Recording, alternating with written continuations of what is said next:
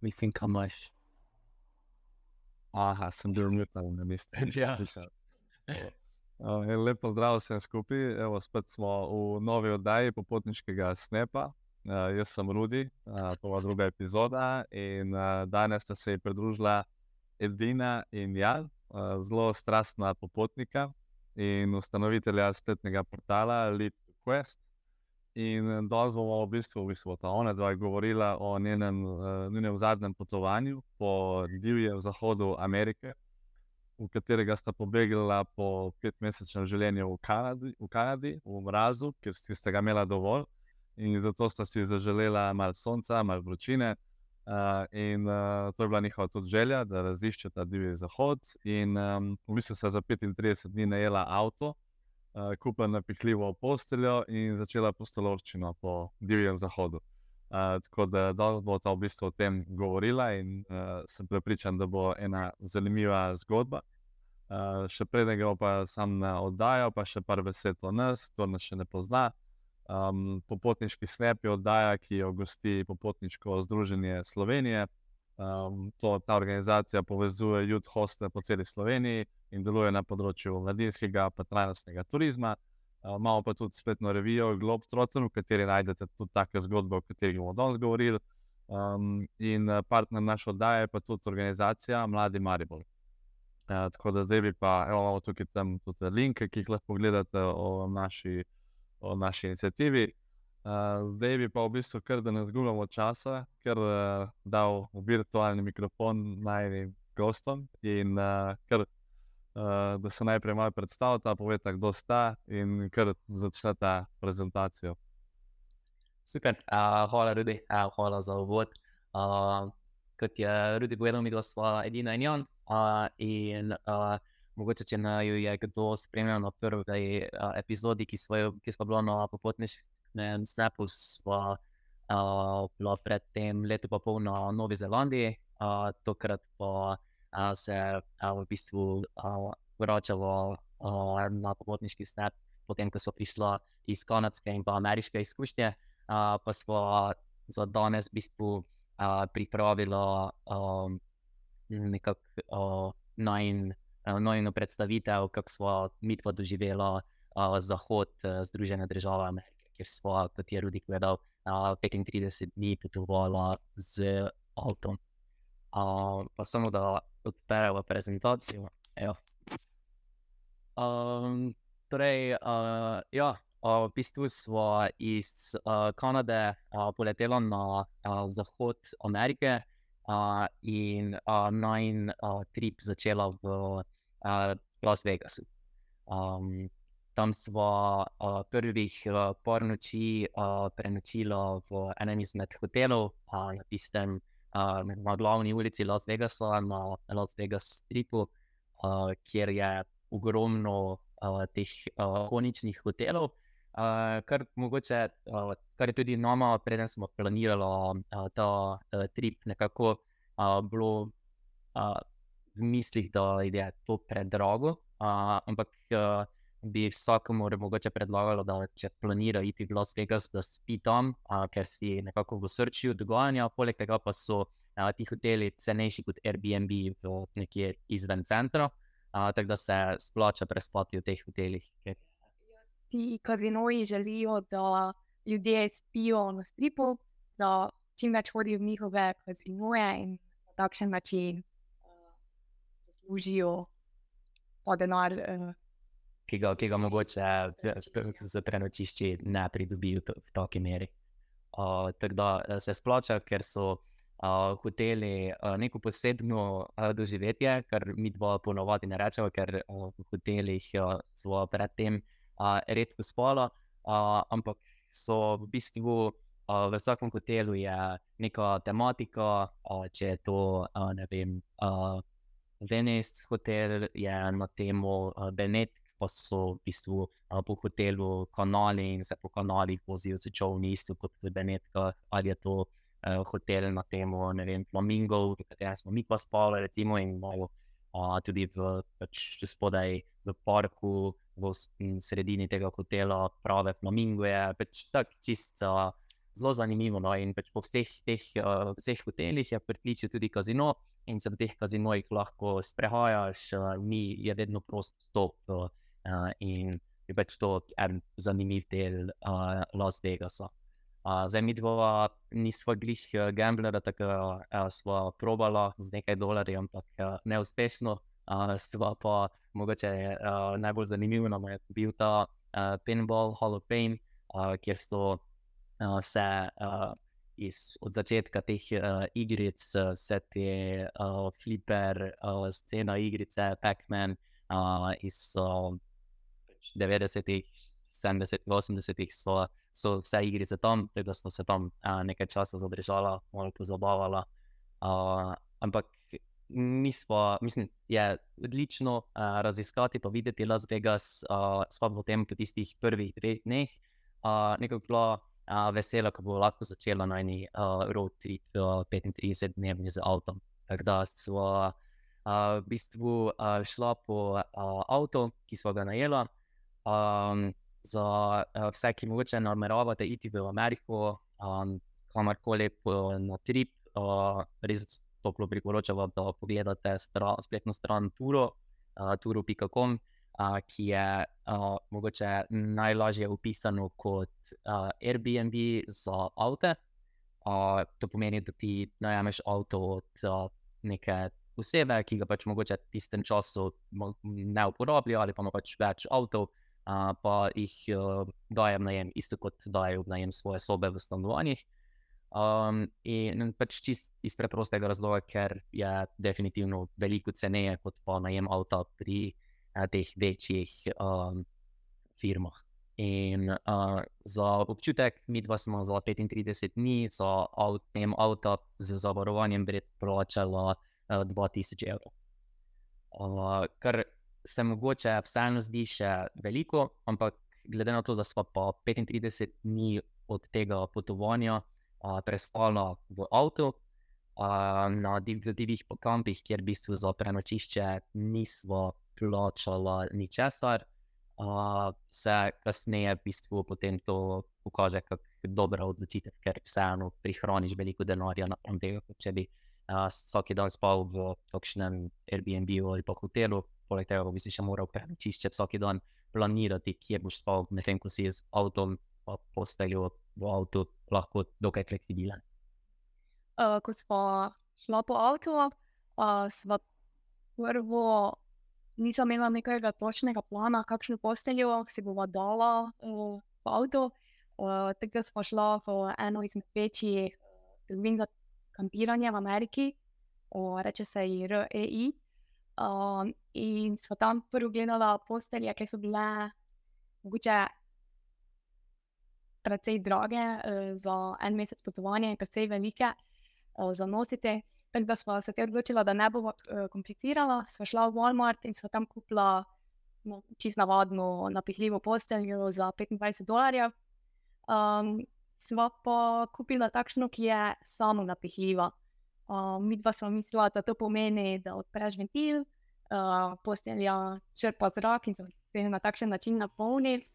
Ampak ne, ko sva jo odprla, sva našla vtičnico, tako da ta samo napihljiva postelja se napolni tako, da ti klopiš v elektriko in se napolni. Kar pa je za mano bil malo problem, ker nisva v avtu imela elektrike. Tako da sva prvo, kar smo naredila, sva šla nazaj v Walmart, prosila, če bi lahko pri njih napihnila, pa niso dovolili. Pa sva šla v bistvu na parkirišče, videla, da tam z enim velikim avtodomom so že eni drugi turisti, ki bodo tam prenočili, ker pri Walmart supercentrih lahko, določenih Walmart supercentrih lahko prespiš v avtu. Pa sva šla do njih vprašati, če imajo mogoče dovolj elektrike, da bi se midva to napolnila, pa so rekli, da tudi ne. Je pa rekla, da tam v bližnjem Burger Kingu, ki je pač tam čez cesto, je zadaj tam pri koših, je ena vtičnica, pa lahko si tam gresta napolniti. Sem videla, ura je že bila sicer, ne vem, ob 9 večer, nisem si mogla več ničesar rezervirati, na stolih, ravno, mislim, v najslabšem primeru bi spala na stolih v avtu, ampak ja, ok, se peljava midva do tega Burger Kinga in ja, najdemo tisto ptičnico, napolniva blazino in ja, čeprav so najo tisti, ki so se vozili za drive-thru Burger Kingu malo čudno gledali, smo vseeno že tisto prvo noč potem prespali v Walmartu. In se naslednji dan potem odpravila iz Vegasa in začela raziskovati v bistvu puščave Nevade in Arizone. Tako da sva se hitro znašla na tej vsem dobro znani cesti Route 66, kjer je ogromno nekih postojank, pa že sama vožnja je tako lepa, da v bistvu se včasih sploh ne rabiš ustaviti, pa je že to dovolj, da se pelješ. In sva v bistvu dokaj hitro, v bistvu čez kakšen dan prišla do Grand Canyona, ki je po vsem tem tripu, čeprav je bila na prvih teh najnih postojank, še vedno najlepša lokacija, ki sva jo pač na tem tripu obiskala. Mogoče je na teh nekako na sliku težko to lepoto pa veličino tega Grand Canyona ujeti, ampak ko sva prišla tja, dobesedno pač ustaviš pa gledaš kakšnih 5 minut v tišini, pa se probaš nekako dojeti, kako veliko, lepo in posebno je poseben je ta kraj. In ja, to praviva še zdaj najlepša lokacija, ki sva jih obiskala. Midva sva 2 noči praktično kampirala oziroma spala v avtu na obrobju tega Grand Canyona, in te lokacije, kjer sva spala, sva si vedno iskala z aplikacijama Park4Night in pa Campedium, kjer so pač drugi uporabniki v bistvu te aplikacije vedno označili, kje so spali, pa je bilo varno, pa je bilo dovoljeno, tako da je že lahko na podlagi teh komentarjev od drugih uporabnikov sklepaš, kje je neka lokacija varna in pač dovoljeno, da tam prespiš. Tako da midva sva se tega držala in čez celo potovanje nismo imela nobenega problema. Sva pa se tam v tem Grand Canyonu odpravila na pohod do doline, pa nazaj, ker sva ga še na tak način raziskala, pa je res nekaj posebnega.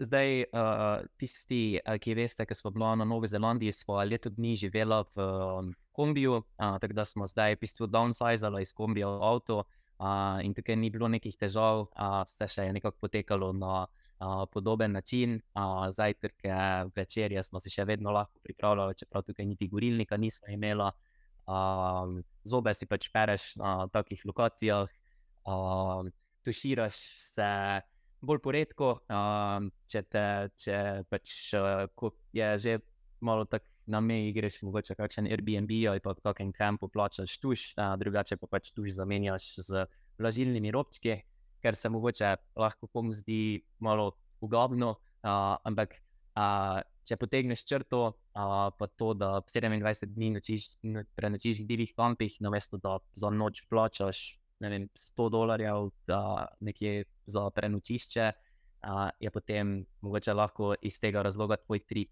daljši, pa več vidiš, pa mogoče ni najbolj udobna,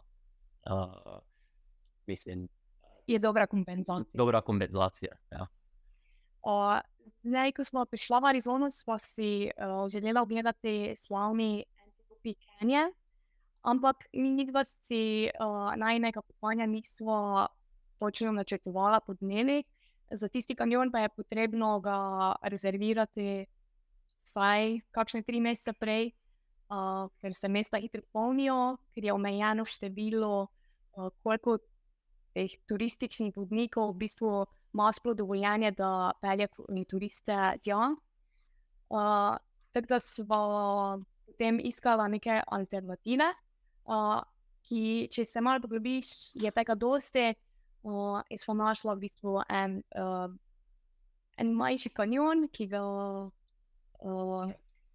do katerega ima dostop v bistvu samo ena družina, domačinov, in oni lahko vodijo v bistvu te turiste skozi kanjon, kar se je izkazalo še za boljšo odločitev, ker vsi, ki so v bistvu imeli možnost obiskati oba kanjona, so ugotovili, da v tistem praktično hodiš v koloni skozi, v bistvu nimaš sploh opcije slikati, ogledati brez, da bi bili ljudje okoli tebe. Tukaj pa nas je bilo 6, pa smo bili sami v kanjonu, tako da je bilo res prijetno, takšno umirjeno vzdušje.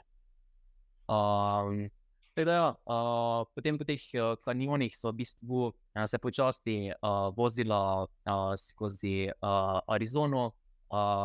Kot smo rekli, tukaj je v bistvu razdalje med temi lokacijami precej velike, tako da so včasih kakšni dnevi bili bolj z vožnjo, ampak ker se voziš po nekih skozi puščavo, kjer enostavno nisi navajen iz vsakdana doma, je že vožnja zelo zanimiva in pač ko prideš do take lokacije, kot je ta iz Monument Valleyja, katero mogoče prepoznate iz tistega konca v filmu Forrest Gump, ko odtečem proti sončnemu zahodu, so pač res take ikonične lokacije. Kot sem rekla, sva se v bistvu nekako znašla, pa si tudi kosila pripravljala v avtu, pač si z vročo vodo pripraviš kuskus, pa kakšno svežo zelenjavo, ker na kakih takih odročnih lokacijah glih ni neke druge opcije kot kakšen fast food, kar pa se midva osebno ne poslužujeva nekaj pogosto, tako da se da tudi pač v avtu vse pripraviti.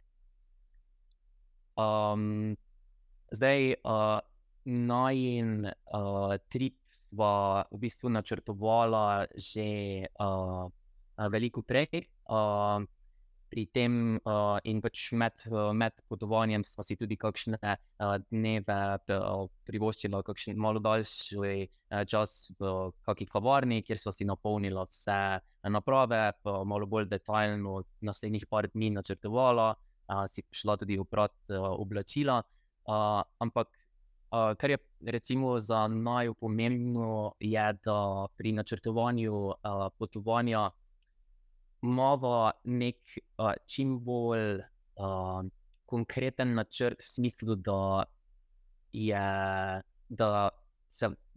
narediva nek krog, da se ne voziva po isti poti tja in nazaj, da so vse te lokacije, ki jih želiva obiskati, že predtem poiskane, pa jih postaviva si vedno v Google Maps, da vidiva, kak bi bila najboljša začrtana pot, da si jih obiščeva, pa pri tem čim manj voziva.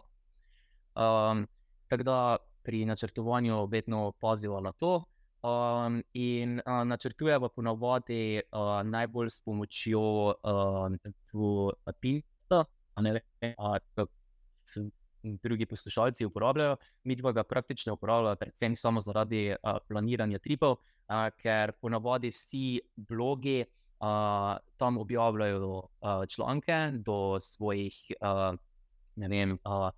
tripov, teh itinerarijev, in midva sva pač točno tako prišla do ogromno nekih blogov, pregledala vso vsebino in naredila nek svoj seznam stvari, ki bi si jih želela videti.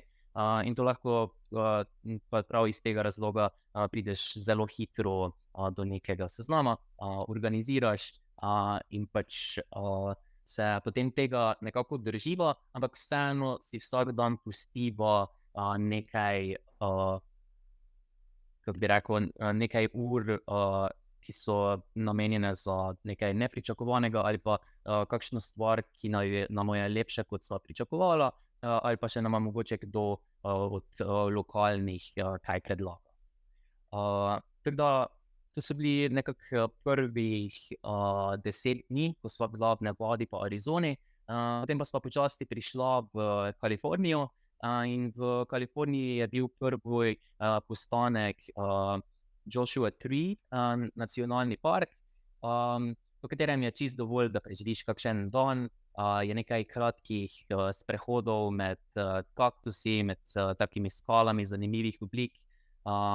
Je pa pač ta nacionalni park dobil ime po teh drevesih, ki se imenujejo Joshua Trees, in imajo takšne zelo zanimive cvetove, no.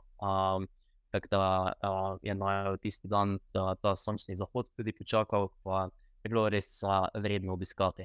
Je pa to tako nekaj kilometrov severno od znanega Palm Springsa, torej smo šla tudi tja.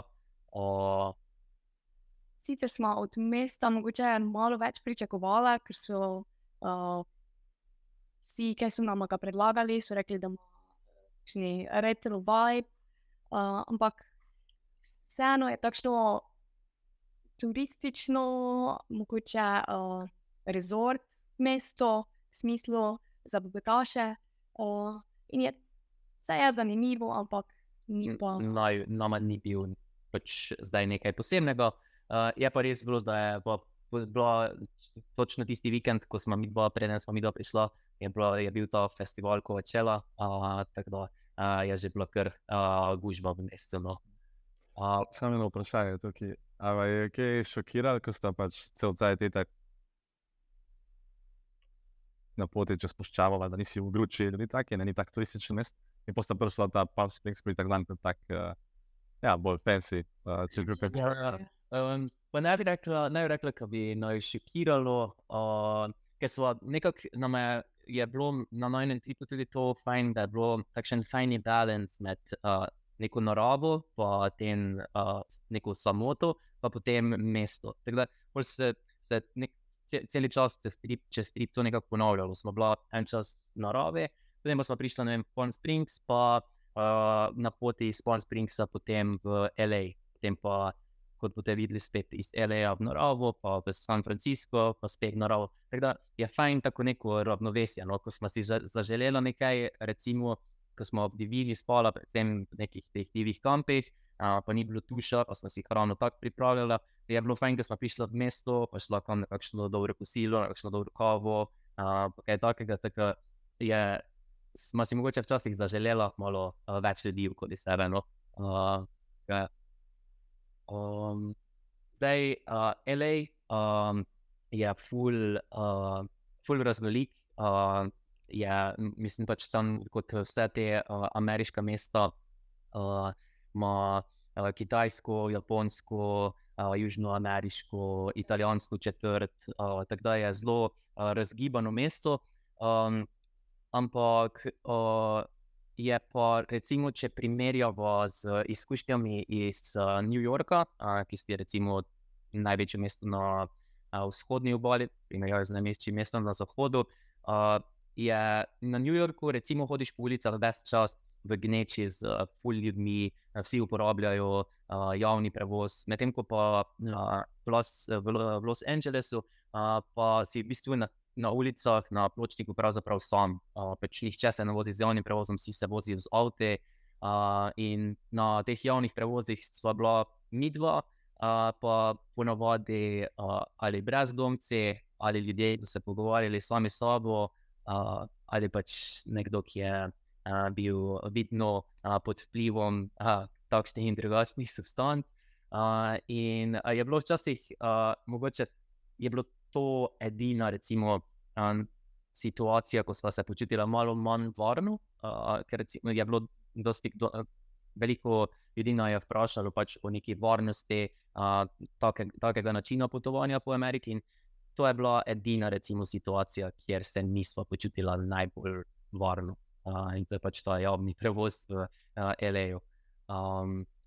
Je pa mesto bilo ponujalo ful neke dobre hrane, in zdaj tiste, ki so pač mogoče ljubitelji serij, filmov in takih stvari, je seveda ta sprehod do Hollywood Signa zelo zanimiv, ali pa kakšna studija, ki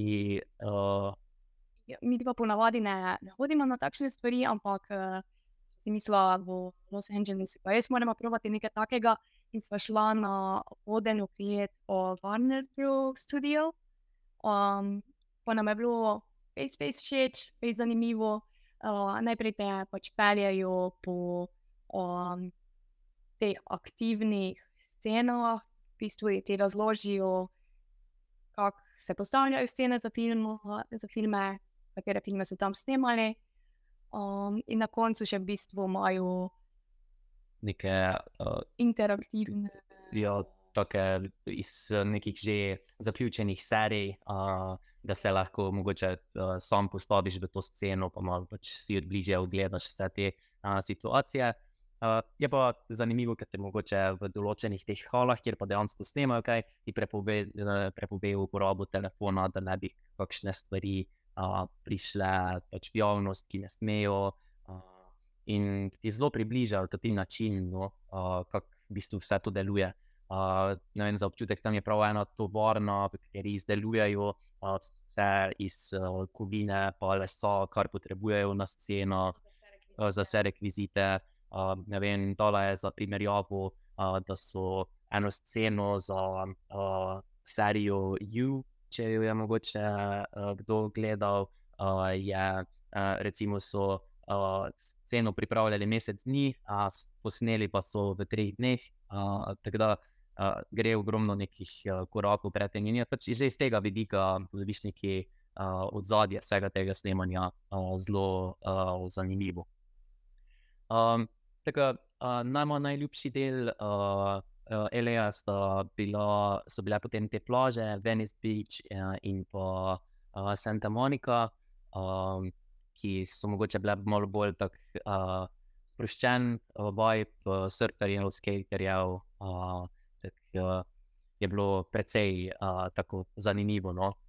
In so te plaže ob zahodni obali od LA do San Francisca res čudovite in ves čas imaš možnost voziti tako po cesti, tik ob obali, in se lahko ustavljaš na takih lokacijah, kak je to, pa je res vredno, no, ta vožnja. Midva sva sicer mogla en del te ceste, ki je točno ob vodi, malo zaobiti, ker so imeli dosti dežja pozimi in je dosti cest spralo, tako da so mogli vse to popravljati in so bile določeni odseki zaprti. Je pa vsej okolici je ogromno zelo dobre mehiške hrane, tako je Jan rekel, ogromno zalivov. Se splača marsikaj videti. Zdaj, San Francisco nama je bil recimo veliko bolj všeč osebno, kot nama je bil LA. V LA-ju je res tudi malo pač, kot smo rekla, velik problem s tem brezdomstvom pa drogami, kar mogoče ne veva, če je v San Francisco isto, ampak pač to, kaj sva midva videla, nisva dobila takega občutka. So pa te italijanska in pa kitajska četrt bile res zanimive.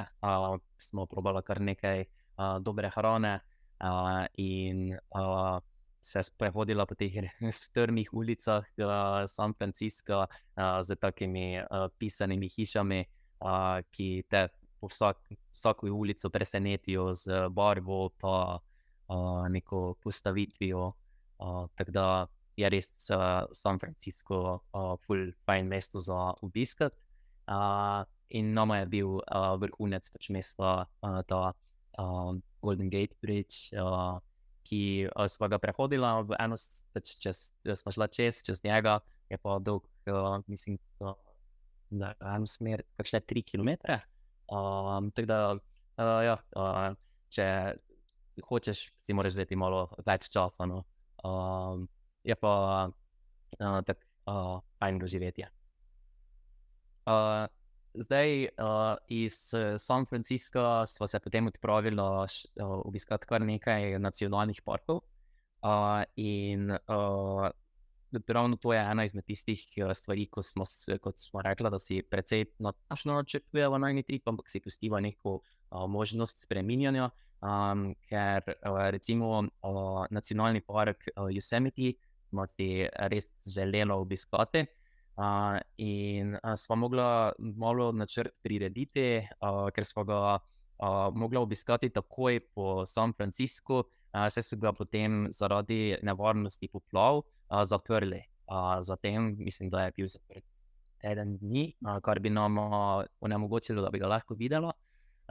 In zato, ker je bila ta zima v bistvu letos ena hujših zim v zadnjih 100 letih, na podlagi količine snega, tako da so bile te reke in slapovi res polne vode. Slapovi so bili zato veliko lepši, ampak zaradi tega mogoče nismo mogli narediti vseh pohodov, ki sva si jih želela. Vseeno pa doživela pač ta slavni nacionalni park, ki je res lep, no.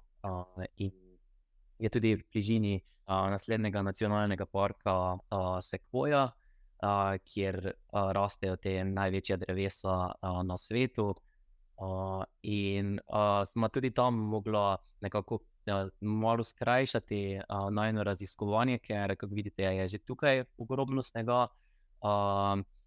Kasneje so pa bile ceste do drugih teh dreves pač zaprte, ker je bilo pač enostavno še ni bilo sploh spluženo. Ko sva prišla do ta nacionalni park, pa sva se peljala do njihovega info pointa, je bil info point celi v snegu, tako da smo bila, verjetno verjetno ne bomo mogla vsega videti. To je bilo aprila, tako da več ni bilo to pozimi, no. Zdaj mogoče samo pri tej sliki je verjetno omeniti, ker to je slika znotraj sekvoje, to smo notri v drevesu, ki pa je bilo podrto pred 100 leti.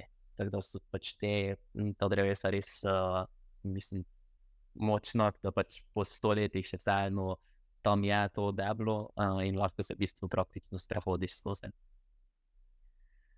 Kje pa pravijo nadmorske višine tam, če je še kar slabo?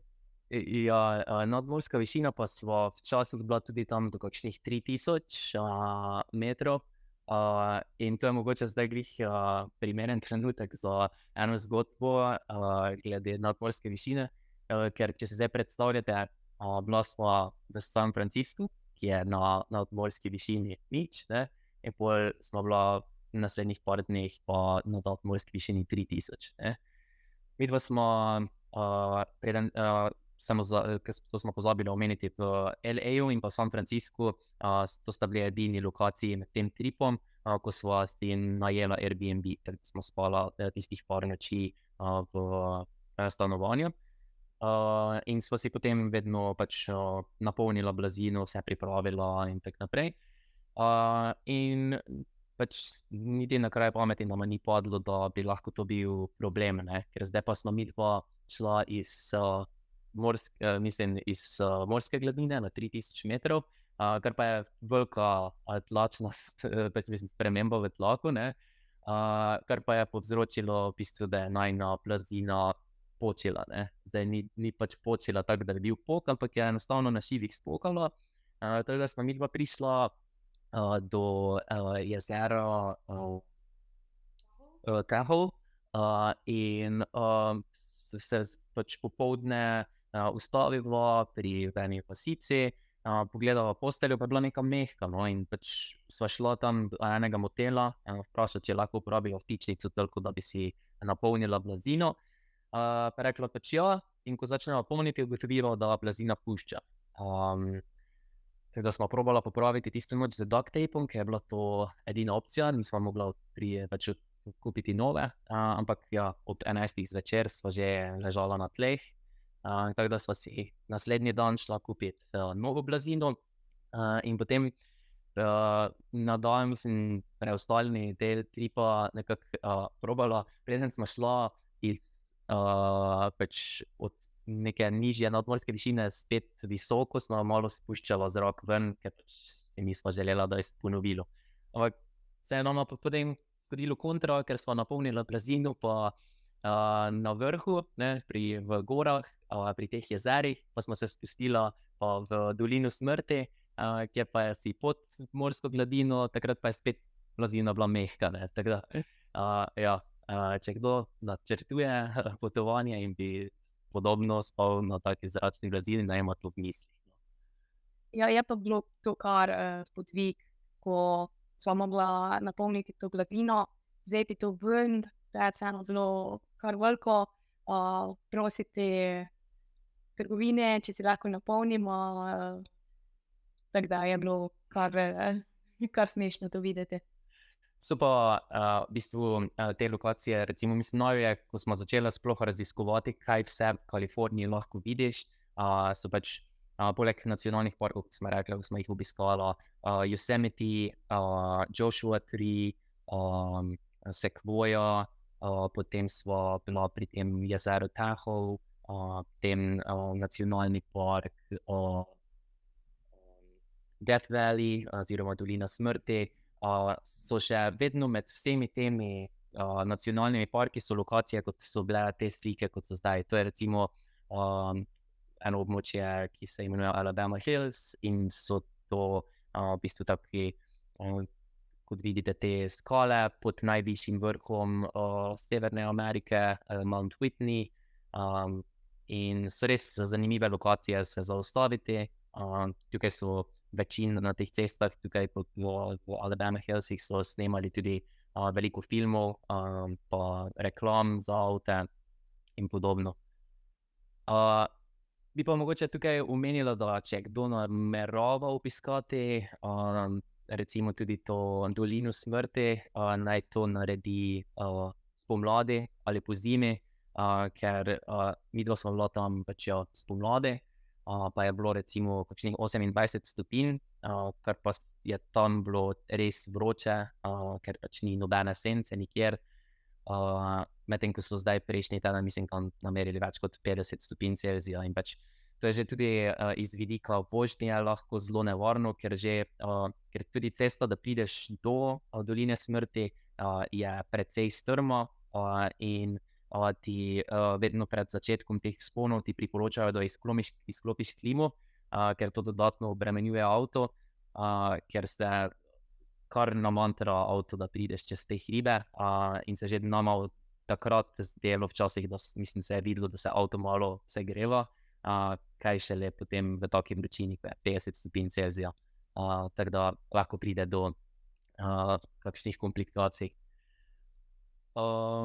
Zdaj pa, ko smo v bistvu naredili tak krog po 10 dni po Arizoni, in pa mislim, da je bilo to kakšnih 18 dni po Kaliforniji, sva pa počasi zaključila ta krog in prišla nazaj v Nevado proti Las Vegasu, in nam je ostalo še 5 dni, ker se nekako ta obisk Kalifornije malo skrajšal, zaradi tega, ker nismo mogla nekaj daljših pohodov narediti. In sva zato še si dodala v Nevadi Valley of Fire, ki je naju čisto navdušil z temi zanimivimi skalami, ki izgledajo kot neki valovi, so takih živo rozanih in oranžnih barv. In recimo tudi to je ena izmed lokacij, v katero do kamor sploh ne moreš priti od 1. junija naprej, enostavno zaprejo, ker je bilo preveč nekih težav z turisti, ki so prišli tam tja v vročih dneh, nepripravljeni z vode. Ostalo še spet nekaj časa za še 2 nacionalna parka v zvezni državi Utah, to pa sta Zion in pa Bryce nacionalni park, za katere ste mogoče že slišali in sta med Američani res zelo priljubljena, kar se je tudi opazilo recimo v tem nacionalnem parku Zion, ki nam ravno zaradi tega, ker je bila taka gužva, ni ostal nekako najboljšem spominu recimo, ampak je pa res lep. Po najinem mnenju pa recimo je nacionalni park Bryce, ki je dokaj blizu Ziona, še lepši, z nekimi posebnimi oblikami vseh teh skal v dolini in pač takimi naravnimi vrati, tuneli, ki te vodijo skozi dolino med nekaj urnimi pohodi. Tako da res neke zanimive lokacije in so vsi ti nacionalni parki vredni ogleda v Ameriki. Je pa mogoče tukaj na tem mestu še tudi vredno omeniti, da če nameravate po zahodni obali, boste prej ali slej se peljali vsaj skozi enega, dva, tri nacionalne parke, tudi če ne boste jih obiskali. In za vstop oziroma že samo za vožnjo skozi nacionalni park morate plačati vstopnino. Na en nacionalni park je cena recimo kakih $35 na avto, ne na osebo, ampak se ti potem v tem primeru bolj splača kupiti letno karto za vstop v nacionalne parke, ki je stala $150. $150, ampak recimo midva, ki smo jih obiskala 8, se je to definitivno splačalo. In potem pač s to karto lahko potem imaš vstop celo leto v katerikoli nacionalni park v Ameriki. Tako da ja, to se je zdaj nekako zaključil najni 35-dnevni trip. V Las Vegasu smo še šla enkrat na golf range, ko sva čakala, da oddava avto, še to poskusila, potem pa v bistvu avto pustila tam, kjer sva ga vzela. V bistvu z lastnikom avta sploh nismo imela stika. Ko sva avto vzela, so bili ključi v eni v bistvu takšnem treznom lockboxu, in avto sva parkirala, ključe dala nazaj v lockbox, ga tam pustila in z Uberjem šla na letališče, pa od tam v bistvu letela domov. To pa mogoče bo kasneje, če bo kako vprašanje glede stroškov. Zdaj mogoče na tem mestu, preden še predava možnost vsem tebi, Rudi, pa vsem ostalim, če imajo kakšna vprašanja, pa vas vabimo, ker mogoče nama sledite na najinih na Facebooku pa na Instagramu, kjer objavljajo vse te najine izkušnje. Lahko najdete tudi članke do najinih tripov, pa kakšne nasvete za te delovno potovalne vize, s katerimi sva midva v bistvu do nekih izkušenj nabrala in bi jih priporočala vsakomur. No. Odlično, wow. Ja, mislim, da smo dobili komen tak delček tega skozi slike pa skozi besede, da je tak je to, kako si na začetku vedel za tale Grand Canyon, da to si res ne moreš predstavljati, ker je to ogromno, sam po slikah oziroma po vajenih besedah. Tako da ja, bomo mogli iti sami doživeti. Evo, super, imamo nekaj vprašanj, en komentar, pa gremo najprej kar na to. Zdaj, ja, no, vse glih s tistem, čemer ste začela, no, je Anja vprašala, kakšen je strošek tega potovanja, ki ste imela te zgrabže, no? Evo, zdaj, recimo, midva, če sva naredila neko povprečje, glede na, zdaj tukaj, kot vidite, je 47%, skoraj polovica v bistvu vseh najinih stroškov bil prevoz, to pomeni, da je bil najem avta, vsi javni prevozi in pa bencin, pa letalske karte, recimo, ne, ko sva letela iz Kanade na zahod, pa potem iz zahoda nazaj v Kanado. Torej, vsi ti stroški so predstavljali polovico, medtem ko pa je kakšno tretjino bila hrana. Midva smo recimo probala čim več, sicer veliko smo si hrane pripravljali sama, zajtrke, večerje, vedno pa, ko sva imela priložnost probati kakšno lokalno hrano, sva seveda to šla. Je pa hrana v Ameriki precej draga, tako da je zaradi tega tudi ta odstotek hrane dokaj visok. S prenočišči sva midva veliko prihranila, tako da smo s tem zmanjšala najine stroške potovanja, in zdaj na teh 35 dneh je bilo povprečje €100 na osebo, kar pomeni, da pač €200 na dan, zdaj pa si potem lahko tudi vi zaračunate, kaj to pomeni na 35 dni. Potovanje ni pač po zahodu, mislim v Ameriki, definitivno ni poceni, je drago, in če primerjava midva najni trip po vzhodu Amerike leta 2018, ko sva tam potovala po najinem poletnem delu v Ameriki, so vsaj stroški najema avta in pa benzina šli recimo pač vsaj 2-krat višji.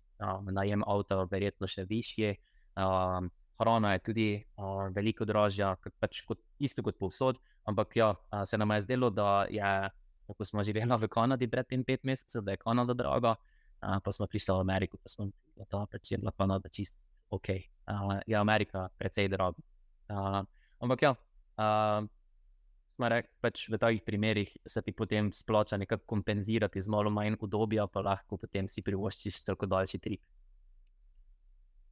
Ja, nekaj, kdor hoče v Ameriko, je pač tako. Mislim, zdaj pa sploh, ne. Jaz sem bil tudi glih pred kratkim pa v Teksasu, ki je verjetno ena najcenejših zveznih držav. Sploh proti Kaliforniji se ne more primerjati po cenah, ne, pa je še zmeraj zelo drago. Ja. Ja, to moraš vzeti v zakup. Ja. Ja, sej verjetno so pol itak moraš znajti, pa tako s takimi stvarmi, mogoče s hrano, kjer lahko v trgovin, pa itak oni imajo, se mi zdi, ful enih takih možnosti, da se da pošparati na hrani, ne, s temi verigami. Ja. Ni zdravo in pa za pošparati. No. Zdaj mi gledamo pač pri hrani včasih, ko ni neke dobre opcije, ja, se strinjamo, ko pa je pač kakšna opcija, pa pač je mogoče sicer malo dražje, pa se vseeno probal neko hrano pač tudi tam probati, pa zdaj gre pač to se nama zdi veliki del potovanja in pač kasneje dostikrat nazaj razmišljaš o nekih tripih, je velikokrat eden močnejših spominov neka hrana ali pa pijača, ki si jo med potovanjem probal. Tako da se je zato vseeno, kljub temu, da je včasih ki je dražje, nočeva vedno prikrajšati. Se strinjam. Imamo še eno tehnično vprašanje, tudi cenovno, no. Kje kupiš letno karto za nacionalne parke? A je to v prvem parku, ki obiščeš?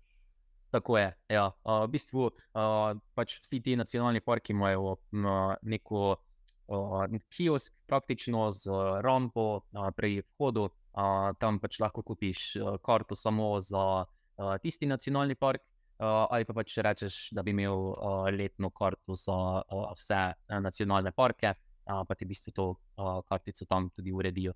In pri vsakem potem naslednjem nacionalnem parku samo pokažeš, da imaš to kartico, te svojo osebno zraven daš, zato ker na tisti kartici zadaj moraš imeti podpis, pa je to. Dajo ti vedno neko brošuro s vsemi informacijami pri vhodu, so vsi ti rangerji, ki tam delajo, zelo prijazni, odprti do vprašanj, če pa ti ne vejo takoj odgovoriti ali pa je kolona za tabo avto, pa te puščajo v ta visitor center, ki je hitro takoj po vhodu v nacionalni park, tam lahko do vseh informacij, ki jih rabiš, prideš.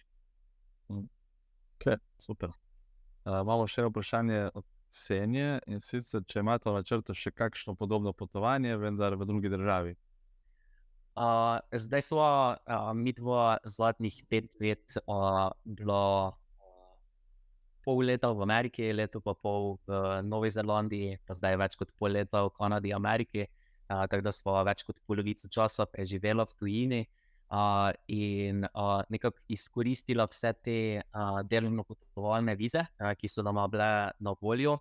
Tako sva se zdaj v bistvu odločila, da bo pa po vseh teh selitvah, pa urejanju viz, pa vsega tega malo nekaj časa doma, pa malo dobiva nekaj tega udobja, ker čeprav je vso to potovanje, pa delo v tujini, pa vse to je pač zelo zanimivo, nam je dalo neverjetne izkušnje, smo se naučila, kako si v bistvu midva želiva živeti preostanek najinega življenja, ampak zna biti tudi naporno, ker pač ne samo, da pač govoriš ves čas v pač drugem jeziku, nič ne gre po avtopilotu, ker si vedno si v novem okolju, vedno imaš nova služba, že preprosto, ko greš v trgovino, vse je novo, tako da ne gre nič, da bi se odklopil, pač šel zrihtati stvari, vedno moraš razmišljati, kakšen je tvoj korak, voziš se večino časa z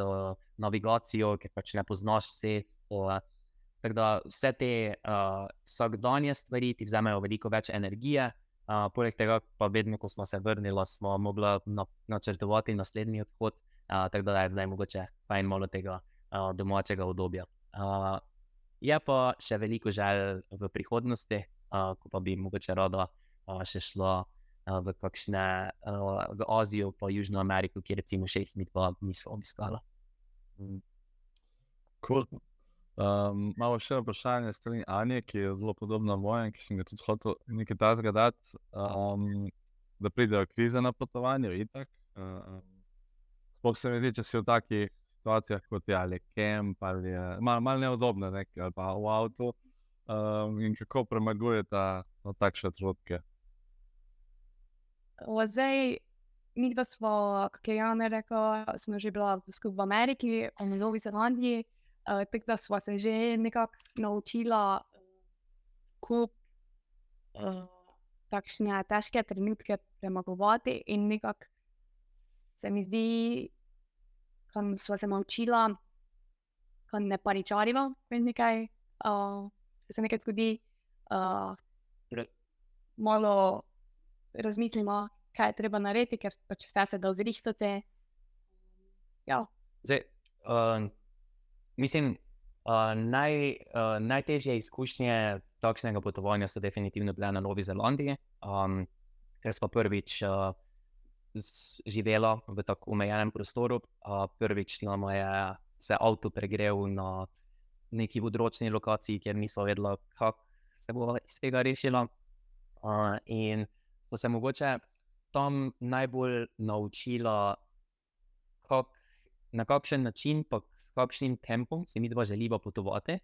Tako da po vseh teh potovanjih, na katerih sva zaenkrat bila, moramo reči, da je bilo najlažje potovanje zdaj to zadnje po Ameriki, ker sva točno vedela, kdaj je trenutek, da se tisti dan ustaviva, pa rečeva, ok, danes je bilo dovolj vsega, kaj smo videla, dovolj sva bila aktivna, če bova šla naprej, bova samo pač pušala neko moče brez veze, mislim, ker včasih si utrujeni, pa ja, si nekje na drugem koncu sveta, želiš si videti čim več, pa svoj čas tam najbolj 100% izkoristiti, ampak včasih pač moraš rajši reči kakšni stvari ne, zato da mogoče do takih situacij, ko je kakšna stresna situacija, ne pride, ker pač ponavadi do tega pride, ko je sila, ko želiš narediti več, kot dejansko ti neki dan dovoljuje, pa neka situacija. Tako da je v Ameriki v bistvu, se ne spomnim, da bi bila kakšna taka v bistvu situacija. In ja, ampak tako da edini neki nasvet mogoče, ki ga lahko dava, je po mojem preventiva tega, no. In to pa je mogoče dober načrt, kaj želiš videti, pa koliko časa želiš tam biti, in kaj narediti v primeru, če mogoče tega ne boš mogel si ogledati, tako da imaš neki plan B v odzadju. To pa vedno priporočava, da pač narediš, preden greš tja, ker hitro, če midva ne bi načrtovala potovanja na takšen način, bi hitro morala neke kilometre duplirati, hitro bi zapravila neke dneve za brezvezno mogoče pošnjo, pa poleg tega zapravila veliko več denarja, zato da bi videla neke lokacije, tako da neko primerno načrtovanje je zelo pomembno tukaj z najnega vidika. Ja, ker če brez plana je poleg še ta stres še večji pride. Tako. Super, evo, imamo še eno vprašanje. Vesna sprašuje, če je možno v Nevadi, Arizoni spati izven kampov, če kdo preganja. Zdaj, mislim pač, to vse, kjer smo midva spala, midva recimo v mestih, sva načeloma spala pred Walmarti, ker pač to dovolijo, ampak ne pred vsemi, tako da vedno, ko si tam, je najboljše pač iti vprašati varnostnike, ker pri teh nakupovanih centrih v Ameriki so vedno neki varnostniki in se jih splača vprašati, ker tudi če načeloma ne dovolijo, pa si ti toliko fair, da njega vprašaš, bo ti rekel, da lahko, zato ker pač jih nihče, tisti, ki pač bi se želeli mogoče malo skriti, pa prespati brez nekega dovoljenja, bi ga pregnali, ampak če ga vprašaš, bodo ti načeloma dovolili. Zdaj v divjini, pa v teh nacionalnih parkih, je v določenih parkih prepovedano, kot pa smo rekla, pa sta aplikaciji Park4Night in pa Campedium, aplikacij, ki s tem priporočamo, da si jih naložite, preden greste tja. In tam po priporočilih vseh drugih uporabnikov teh aplikacij iščete lokacije, kjer lahko spiš zastonj. In pač naju pač z nobene lokacije niso pregnali in ponavadi je bilo tako, da v bistvu na teh lokacijah, kjer sva spala, so spali še tudi kakšni drugi, ki so bili ponavadi v bistvu sicer v avtodomih, ne v avtih kot midva, ampak ja. Je pa mogoče tudi pomembno se zavedati, da pa te lokacije nimajo ničesar, torej ne WC-ja, ne tuša, nič, pač to je en mogoče makadamski parking ali pa kakšna stranska cesta ali pa kaj takega. To pa je vse. Ja, spet avanturistično. In ja, spet se pozanima to naprej, kje spat, kje jest, to naprej. Ja, zdaj v bistvu nimamo nič več vprašanj in smo glih na uri, tako da mogoče kar zaključili. Ja, jaz sem užival, no, ful zanimivih prigod, zdaj me je res še bolj motiviralo, že prej sem imel želje, da to enkrat je treba iti, zdaj pa še bolj, tako da res hvala za vse nasvete, za vse, kar sta nam povedala danes. Super, hvala tebi, Rudi. Hvala vsem za vprašanja. Malo pa še mogoče samo eno povabilo za vse, če slučajno mogoče ste dobili kakšne dobre informacije od naju ali pa že prej iz bloga, pa bi naj mogoče radi podprli. Sva iz tega tripa po zahodu Amerike naredila nekaj printov, ki sva jih v bistvu ukvirila, pa jih imamo objavljene na Facebooku pa Instagramu, pa so na voljo pač za kupiti, tako da ste vabljeni tudi pogledati, če bi mogoče kdo rad malo okrasil kakšno dnevno sobo s sliko. Super. Ja, in dajte slediti Live to Quest in tudi ta oddaja bo na voljo na YouTubeu Potniškega združenja. In če boste sledili našem profilu, boste tudi videli še naslednje oddaje. In ja, no, naslednja oddaja bo tudi še drugi del, isto z Dino in Janom. Tako da spremljajte in boste bili obveščeni o še novi epizodi. Tako da hvala vsem za komentarje in za poslušanje. In hvala, Dine. Hvala tebi. Hvala, živel. Lep večer.